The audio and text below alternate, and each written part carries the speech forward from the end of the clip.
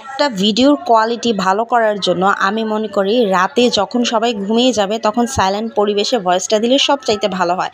কারণ দিনের বেলা এত পরিমাণে শব্দ হয় যে ভিডিও বানাতে গেলে অনেক ডিস্টার্ব হয়, তাই না বলুন? হ্যালো এভরিওয়ান, আসসালামু আলাইকুম, ওয়েলকাম টু মাই পেজ তামান্না তাসনিম। অনেকদিন পর আজকে একটা ছোটোখাটো কুকিং ভিডিও নিয়ে চলে আসলাম। অ্যাকচুয়ালি আম্মু অসুস্থ, আমি অলরেডি পোস্টের মাধ্যমে সবাইকে জানিয়ে দিয়েছি, আপনারা সবাই জানেন ভালো করে। তো আম্মু সিক থাকার কারণে আমার মন মানসিকতা ভালো ছিল না, যার জন্য আমি একটা ব্লগ ভিডিও এতদিন বানাইনি।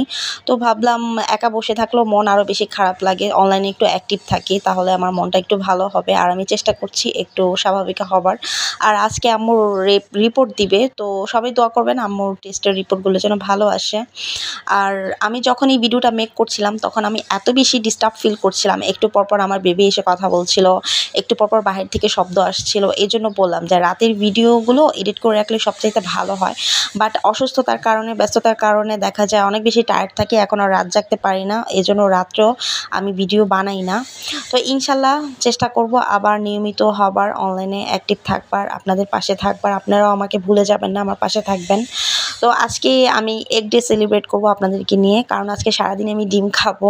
আর দেখা যায় বাসায় যখন মানুষ কম থাকে তখন কোনো কিছু রাঁধতে ইচ্ছে করে না, তো অল্প টাইমের মধ্যে, শর্টকাটের মধ্যে আমি মনে করি ডিমটা একদম পারফেক্ট একটা খাবার আমার জন্য। আর আমি এমনিতে ডিম পছন্দ করি, তো আমি দিনের বেলা যদি ডিম খাই আমার কোনো প্রবলেম নাই।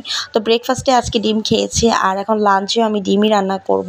তো এখানে আমি কিছু পেঁয়াজ, দো পেঁয়াজি করে নিচ্ছি, ঝাল ঝাল করে রান্না করব। আমি এমনিতে ঝালটা পছন্দ করি, আর তাছাড়া ভুনাটা মনে হয় যেন ঝাল কম দিলে পেঁয়াজটা মিষ্টি মিষ্টি লাগে, খেতে ভালো লাগে না, এই জন্য আমি একটু ঝাল ঝাল করেই রান্নাটা করছি। আর ভুনার মধ্যে কিন্তু আদা রসুন দুইটা না দিলেও চলে, তবে যারা একটু মশলা পছন্দ করেন বা গার্লিক ফ্লেভারটা পছন্দ করেন তারা আদা রসুন দোনোটা ইউজ করতে পারেন, বা রসুনের পেস্টটা ইউজ করতে পারেন। তো আমি আদা রসুন দেবো না আজকে, আমি জাস্ট শর্টকাটের মধ্যে জাস্ট হলুদের গুঁড়া, মরিচের গুঁড়া, ধনিয়ার গুঁড়া, তারপর ধনিয়ার পেস্ট ছিল ব্লেন্ড করা ফ্রোজেন, তো ওইটা নামিয়ে দিয়েছি। তারপর এগুলো সব মিক্স করে ভালো মতো মশলাটা কষিয়ে আমি ডিমটা দিয়ে দিয়েছি। আর আমি যেহেতু সকালে অমলেট খেয়েছি, তো ভাবলাম দুপুরে লাঞ্চে একটু সেদ্ধ করে নিই ডিম। তো আমি একটু বাড়িই রান্না করছিলাম, কারণ হসপিটাল থেকে যে যখন তখন বোন বা আব্বু যে কেউ আসতে পারে, আর এই জন্য আমি একটু বেশি করে রান্না করেছিলাম যেন আসলে খেতে পারে। আর এদিক দিয়ে আমি ডালও রান্না করে ফেলেছি, ভাতও রান্না করে ফেলেছি, এখন জাস্ট ডিম ভুনাটা করার বাকি।